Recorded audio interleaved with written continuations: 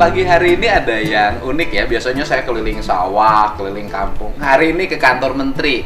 Dan di kantor menteri pertanian ini ada yang unik. Di tempat lain, kantor tuh jam 8 baru ramai.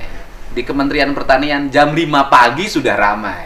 Ya kan, kalau petani bangunnya subuh ya? Iya, bangunnya subuh. Jadi Pak Menteri ini jam 5 sudah di sini. Ini sudah hadir, Pak. Kenapa jam 5 Bapak sudah di Jadi kantor? gini Pak, mungkin terbiasa dari kecil karena kami kan petani. Bapak petani? Ya, kalau bangun subuh, selesai sholat, langsung beraktivitas, cari rezeki. Katanya kalau sudah sholat nggak usah tidur, langsung cari keluar. Ini rumah Menteri Pertanian yang menterinya anak petani? Iya, anak petani. Dari Asli desa ya? lah. Dari desa? Ada fotonya tuh, bisa tunjukkan fotonya nanti. Ada fotonya dulu. Saya kan ada miskin ekstrim tuh. Pendapatannya 600.000 per bulan kan, miskin ekstrim. Kami sekeluarga pendapatan 116.000 per bulan. Berarti miskin ekstrim, Pak? Ya. X-nya panjang, Pak? Iya. Itu Jadi- kemudian sekarang bisa di sini dan Bapak memiliki, mohon maaf harus dikatakan, Bapak sudah kaya sebelum jadi menteri. Titipan. Ya, titipan Allah. Jabatan, rezeki, harta titipan semua. Bagaimana ini bermanfaat untuk orang dan ini dijadikan alat atau ini digunakan untuk beribadah. Dan kalau perlu ini kita gunakan untuk tabungan akhirat, sedekah, infak, bekerja. Saya kira itu jauh lebih penting. Dari miskin ekstrim menjadi pengusaha, Iya. kemudian jadi birokrat lah. Jadi birokrat. Menteri 2 periode dengan sekarang. Enggak gini. Kami birokrat Bapak dari BUMN sudah 20 tahun. 20 tahun lebih. pernah jadi ASN? ASN itu 15 tahun tambah menteri, 20 tahun. Jadi ASN? Iya, Di mana? di PTPN. Oh, Bapak karyawan perkebunan? Iya, perkebunan. 15 tahun. Gajinya berapa tuh? Gaji pertama 125.000 Terakhir? per bulan. Terakhir gaji 1.900.000 rupiah per bulan. Oh, jadi pernah jadi karyawan PTPN? Perkebunan apa sih, Pak? PTPN 14. Yang paling miskin di Indonesia waktu itu, yang paling kecil lah. Kemudian sekolah, mengajar jadi dosen, jadi pengusaha. Jadi kami coba semua. Karena biasanya identik kalau ASN itu nggak bisa kaya. Nggak mungkin kaya. Nah, aku coba. Jadi sejak menjadi ASN sudah belajar bisnis. Oh. Tapi kami disiplin. Kami hanya 15 tahun, saya hanya 15 tahun itu terlambat satu kali 5 menit karena saya main catur. Selama 15 tahun. 15 tahun cuman terlambat sekali. Gara-gara main catur. Main catur. Dan aku kalah. Nah, penasaran, saya lihat terlambat 5 menit. Dan itu teringat sampai sekarang. Pakai motor dong? Jalan kaki. Awalnya jalan kaki selama 2 tahun. Nah, ini motor saya masih Coba ada. ambil. Nah, kan pakai motor Honda Win. Iya pun penyuluh, saya penyuluh kan? Oh, Bapak penyuluh perkebunan? Iya, penyuluh perkebunan tuh motornya. Oh. Nah, Itu wajah lagi sengsara ya? sengsara. Dan ini baru aku tahu naik motor setelah ada motor pembagian dari negara. Oh. Itu plat merah. Plat merah karyawan DT perkebunan. 2020A. Tapi happy, Pak, tetap itu senyumnya Nikmati. ceria tuh. Syukur disyukuri. Jadi menjadi pegawai perkebunan. Terakhir, kemudian setelah itu merintis usaha. Lanjutkan usaha. Kami usaha racun tikus. Oh, racun tikus? Iya, tapi yang diracun tikus ya, Pak ya? Iya. Bisa juga orang. Iya, tikus kantor diracun juga, Boleh. Pak. Nah, ini racun tikus. Oh, terus usahanya racun tikus. Ini namanya tiran. Oh. Tikus diracun oleh Amran. Oh. Jawa Barat pakai, senang banget. Tahun berapa itu? Ini tahun 96, 95 mulai, 96 sampai 2004. Oh, saya masih kuliah tuh. Setelah menteri, saya tutup. Oh, Bapak Menteri 2014 14. sampai 2019. Iya. Oh, tutup. Tutup. Jadilah menteri. Enggak, kami tutup karena kami tidak ingin ada konflik of interest. Jangan ada masa jual racun tikus juga. Nanti tinggal bikin nomenklatur anggaran. Iya. Anggaran pengadaan racun tikus. Tikus. Duitnya dari racun tikus Bapak nggak ya? Waktu saya kesini masih ada Masih ya? pengadaan, aku coret. Aku coret pengadaan ini, boleh pengadaan racun tikus tapi tidak boleh tiram. Aku coret. Oh, dicoret. Jadi nggak lagi bisnis racun. Enggak. Fokus jadi menteri kan? Menteri. Jadi menteri. Nah, ketika jadi menteri ini kan saya lihat setelah Bapak menjabat ya. Terus saya lihat Bapak selalu bangun pagi. Kemudian karena Bapak anak petani sehingga rajin ke kantor pagi-pagi. Itu gimana pegawainya? Ini rajin juga. Beliau rajin juga. Apakah rajin dipaksakan atau memang dari sananya? Nggak tahu. Tapi ini profesor-profesor semua rajin juga. Oh, rajin. Jadi pagi-pagi Rajin juga. Saya tidak tahu rajin setelah saya menteri atau sebelum saya menteri. Kalau saya habitnya dari kecil. Kan Bahkan sakit kepala kalau terlambat bangun. Saya bangun jam 3. Oh, jam 3 udah Insya Allah bangun. kalau sudah tahajud, sudah sholat, langsung jalan. Kan kebayang semua orang pagi-pagi jam 5 sudah di sini. Bahkan itu teman-teman, katanya sih, menurut temen nih. Ada yang bawa tas ke kantor, ganti pakaian. Kan banyak yang tidak mandi nih, baru datang mandinya di kantor. Dan itu dicerita pada saat saya tidak menteri lagi dulu, periode kedua. Iya. Bahkan ada yang menarik. Gimana tuh? Aku SMS, nggak dibalas karena saya tidak menteri lagi. Tahu-tahu aku balik. Aku beritahu, Pak, kenapa sih tidak dibalas SMS saya 4 tahun yang lalu? Ini aku jadi menteri lagi. Terus ketakutan kan, peringatan kan. Saya katakan enggak. Orang itu nggak boleh merawat dendam, nggak boleh. Terus gimana? Cuma targetnya Anda lebih tinggi daripada targetnya yang membalas SMS saya. Itu aja bedanya. Selesai jadi menteri di SMS, nggak jawab. Nggak jawab. Bapak ada juga yang jawab 3 hari. 3 hari. Ya kalau Pak Prof mungkin 2 hari lah. Sekarang rajin. Tahu-tahunya Bapak balik. Balik. Aduh, yang nggak jawab itu balik. Gimana klarifikasinya kebayang? Jadi gini, yang tidak jawab, aku tidak sebut nama. Saya di bandara baru tiba. Yang dampingi dia.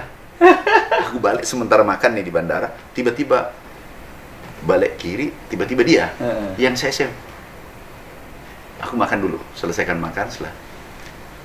Pak, kenapa sih tidak balas SMS ku? Kan aku tidak minta proyek. Saya menteri saja nggak minta proyek. Kenapa nggak balas SMS ku? Oh anu Pak, tidak pernah. Aku buka. Untung masih ada ini SMS-nya dulu. Belum dibalas-balas dong sekarang. Nggak masuk rumah sakit, Pak? Enggak. Soalnya Pak panas dingin itu. Aku belum enggak. Tidak ada hubungannya dengan jabatan, kamu kerja dengan baik. Enggak. Kan isu pertanian tuh isu yang sensitif sekarang, Pak. Iya. Kan biasanya orang kalau cerita pertanian biasa-biasa aja. Iya. Nggak respon. Iya. Indonesia itu kan begitu. Iya. Diributkan kalau dibutuhkan. Iya. Nah, sekarang tiap hari orang ngomongin pertanian. Iya. Karena harga beras naik. Iya. Baru ribut. Iya. Tapi ketika harga beras turun nggak pernah ada yang ribut. Nah, itu di situ salahnya. Nah, Di sini. Ini pangan adalah kadang dianggap sepele. Padahal ini adalah pangan sangat strategis. Kalau kita krisis ekonomi, itu biasanya masih aman-aman saja karena sektor pertanian adalah penopang. Karena komunitasnya ekspor kan, karena dibayar dengan dolar. Oke. Krisis kesehatan COVID-19 kemarin kita pakai masker selesai. Tapi kalau krisis pangan melanda suatu negara, itu bisa konflik sosial di antara kita. Dan kalau tidak ada pangan, tidak ada negara. Nggak ada negara yang bisa berdiri di belahan bumi ini kalau tidak ada pangan. Bisa dibayangkan. Sehingga aku minta dengan segala kerendahan hati, tolong dipahami dan jangan diganggu sektor pertanian. Pertanian bermasalah, kita bermasalah semua.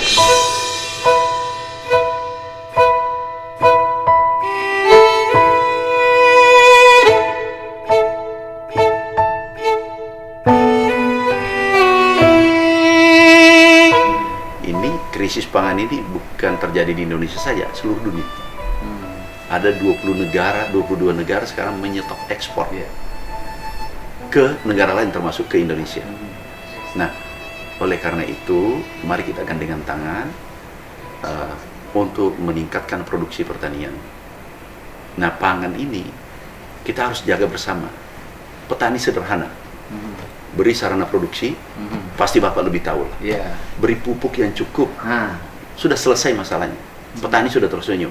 Kemudian beli produknya dengan harga yang menguntungkan di atas HPP, sudah selesai. Petani permintaannya sangat sederhana. Tetapi kalau cabai naik sedikit di bulan Ramadan, ributnya dunia, Indonesia langsung diumumin. Disidak pasarnya. Padahal ini harus pemahaman kita merubah mindset sedikit. Petani tidak punya THR. Pegawai terima THR, itu petani nggak ribut. Terima bonus nggak ribut.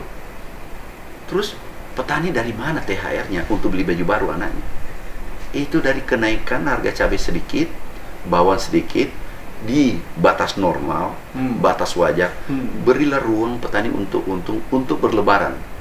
Jadi kami selalu katakan, beri ruang petani tersenyum, kesempatan tersenyum, konsumen bahagia. Ini harus balance, supaya kita damai, kita selalu kondusif. Kalau mau lebaran atau bulan puasa, jarang diceritakan bahwa harga tiket kereta naik, harga tiket pesawat naik, harga sewa mobil rental naik, harga baju naik, harga sarung naik. Selalu dibahasnya adalah harga beras, harga cabai, harga kentang. Benar. Ini petani kita, ini sayangilah petani kita, pendapatannya marginnya kecil banget tuh. Hanya per orang per kapita 231.000 per bulan. Walah, itu di bawah UMR. Kasihani petani kita. Nah, kami minta kami sering diwawancara 2 kali sehari nih. Aku beritahu, beri ruang petani untung. Jangan sampai nanti begitu masuk panen puncak, sekarang panen nih. Sekarang kami jamin dengan melihat data, kami kan sudah 5 bulan jadi menteri. Maret, April, Mei, Juni itu aman. Oh, kita mulai minggu depan panen, Pak. Panen. Sekarang Pak sudah panen. Nah, harga kan sudah turun. Sekarang ini. Nah, kalau turun, kalau harga rendah dianggapnya tidak ada masalah. Ada kurang lebih 100 juta petani kita untuk padi jagung. Itu yang merasakan. Kalau harga di bawah HPP, berarti kan rugi petani kita. Kebagian apa? Iya, nggak kebagi.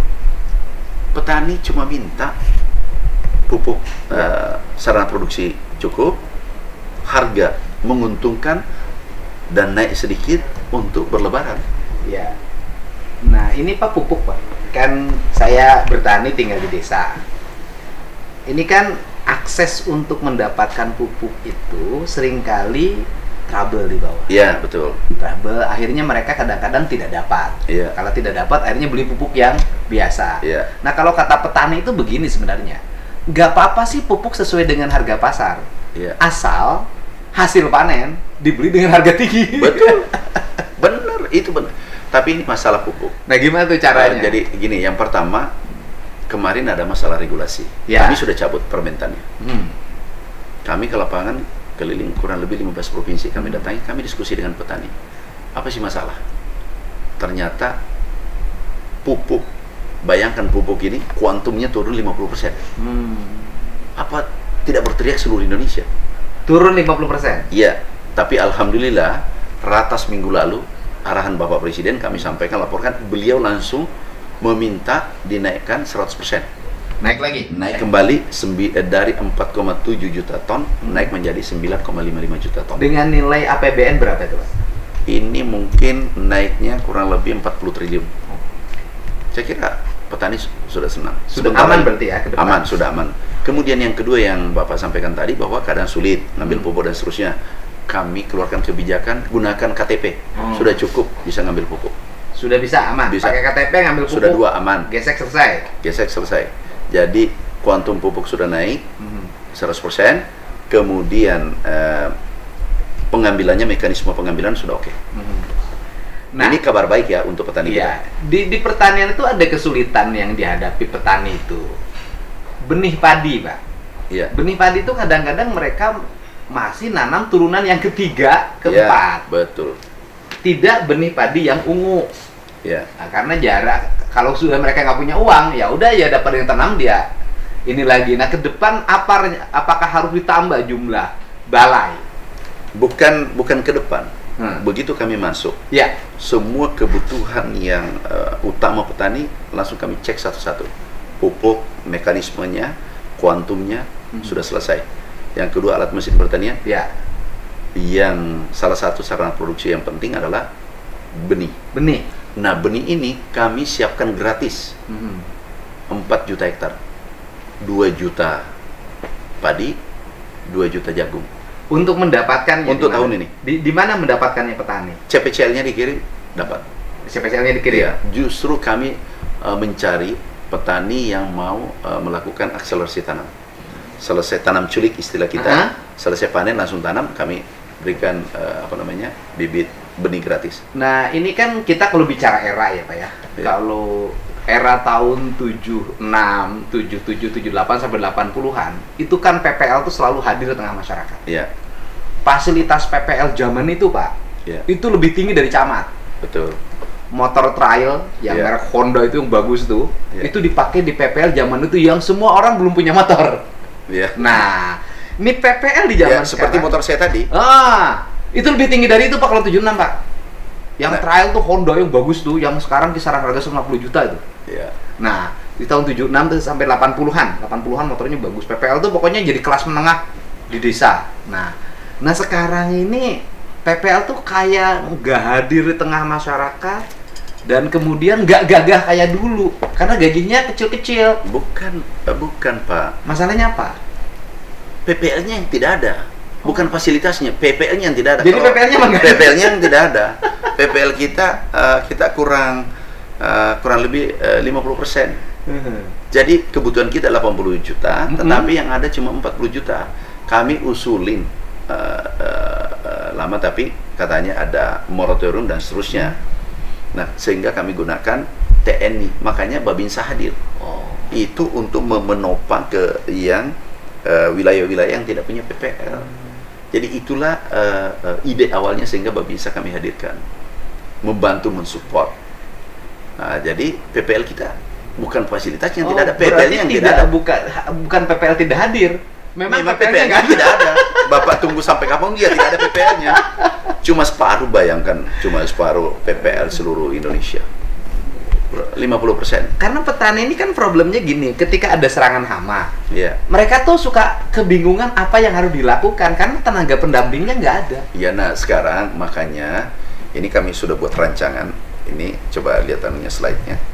Kita akan ini PPL harus kita tambah. Pertama, sarana produksi, Ya, mulai benih, ya, air, alat mesin pertanian, ya. pupuk. Ini harus Full. harus siap untuk petani, Ya. disiapkan untuk petani. Kemudian harga. Ini bagus tapi harga tidak bagus. Itu sama dengan menciptakan kebangkrutan oleh petani kita. Ya. Bayangkan kalau harga di bawah biaya pokok, harga di bawah modalnya, kira-kira apa yang terjadi bagi Rugi lah, mereka? rugi. Rugi. Nah, ini yang kita hindari. Jadi harus jaga.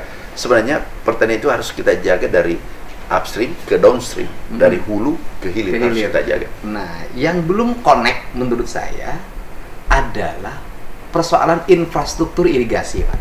Iya, Ini kan antara primer, sekunder, tersiernya Ya. seringkali tidak terkoneksi dengan baik di Ya. lapangan itu. betul. Nah, bisa nggak sih ke depan ini satu pengelolaan gitu loh, Pak? Minimal di primer, sekunder, Iya. jadi sekunder, tersiernya, Iya. agar ini bangunan dibangun di sini besar, koneksi ke sininya nggak nyambung. Iya. Sekarang kewenangannya di mana itu, Pak? Itu kewenangannya di PU sekarang. Mhm. Cetak sawah kewenangan di PU.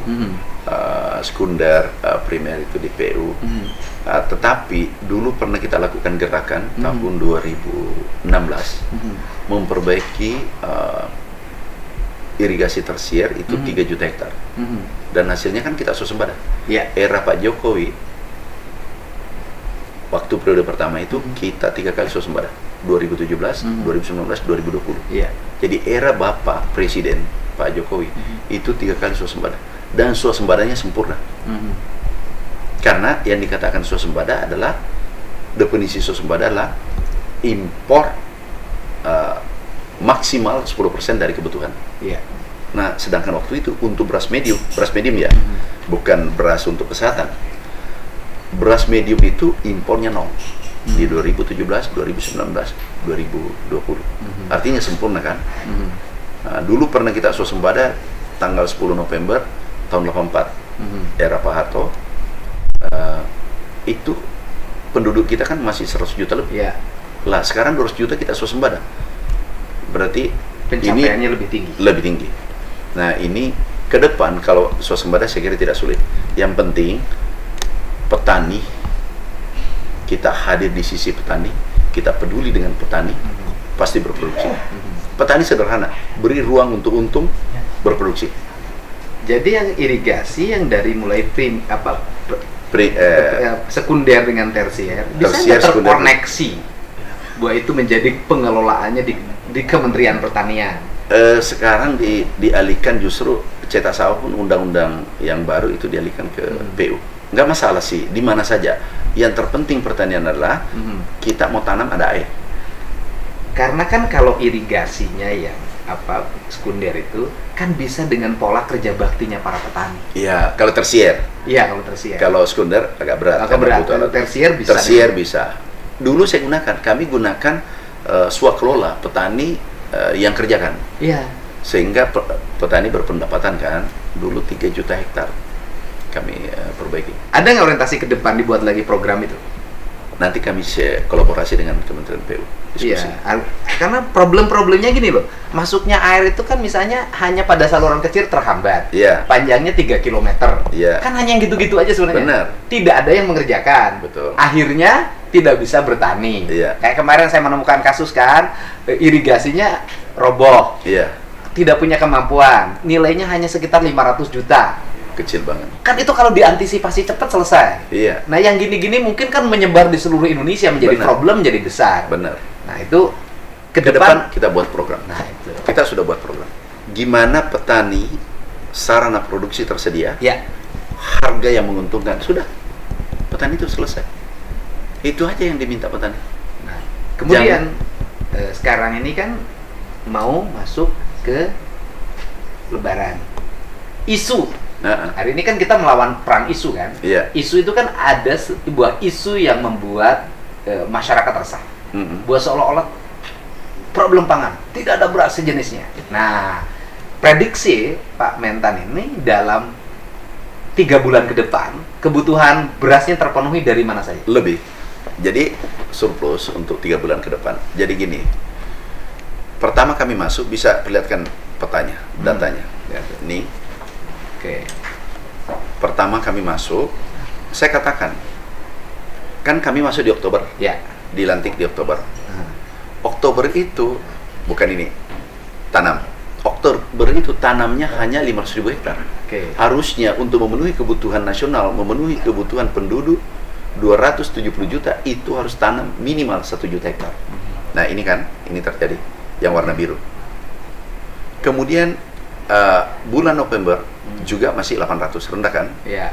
Pada saat itu kami sudah sampaikan, ini kan panennya Januari kan? Saya katakan Januari, Februari pasti harga beras melambung tinggi, shortage, defisit pada saat itu. Terjadi kan hari ini? Ya. Tetapi kami sampaikan lagi 2 minggu yang lalu bahwa masuk Maret harga pasti turun. Sekarang sudah turun kan? Dan kalau hitungannya ini sederhana. Kita tanam di bulan Desember itu 1,5 juta. Berarti ini panennya di Maret kan? Berarti panen Maret ini 3,5 juta. Kebutuhan kita 3 juta, 2,5, 3 juta. Berarti surplus kan? Surplus. Kemudian ini Januari tanam 1,6 juta. Ya. 1,7 juta. Berarti surplus kan? Kemudian di bulan Februari kita tanam 1 juta. Artinya bulan Maret, April, Mei, Juni. yang surplusnya masih Juni masih dapat. Oke. Hari ini Maret, kalau ingin menyelamatkan di bulan Agustus, September, Maret dengan April harus tanam di atas 1 juta. Oke. Sederhana hitungannya. Jadi ini ilmu pasti, bukan ngarang, ini melambung, ini berat, langka dan seterusnya. Hari ini sudah turun, aku pastikan turun. Ramadan aman, Idul Fitri aman, lewat 2 bulan Idul Fitri masih aman.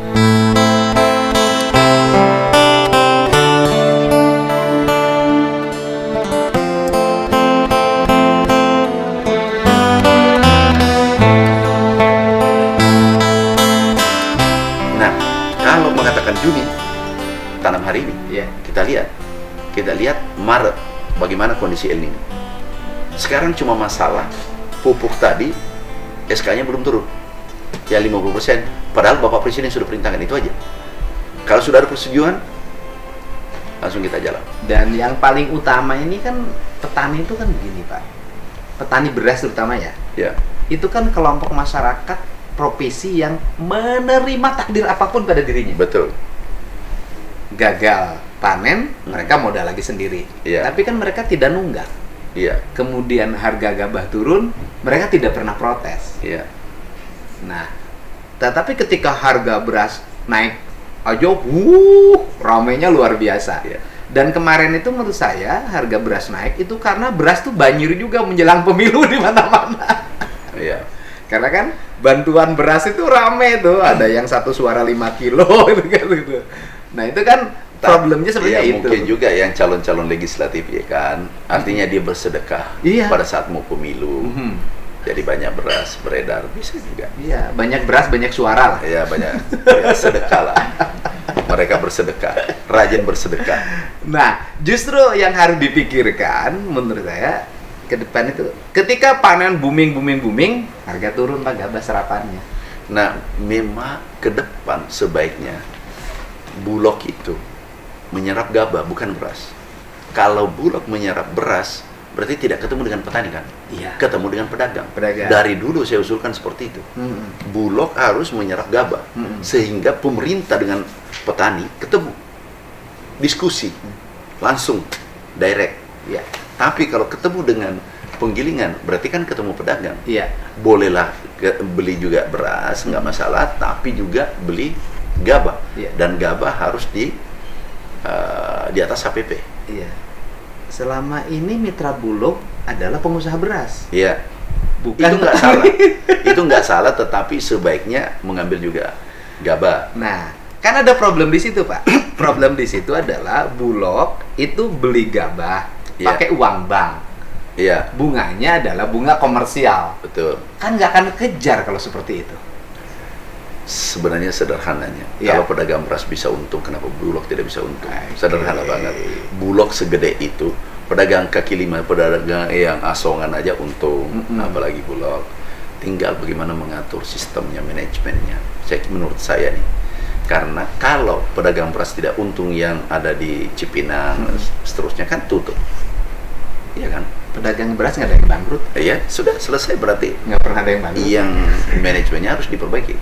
Oke, jadi, nah, kemudian itu kan problem petani itu diantaranya adalah pada waktu panen dia jual, Iya, pembelinya itu agak terbatas. iya, Seringkali mereka itu kalau jual ketika harganya lagi turun, iya, itu kadang-kadang diutang Pak.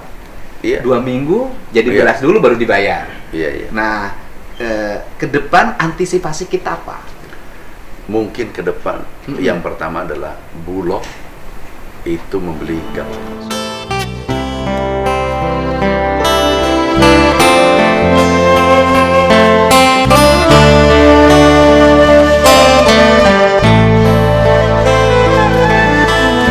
Semua dibeli.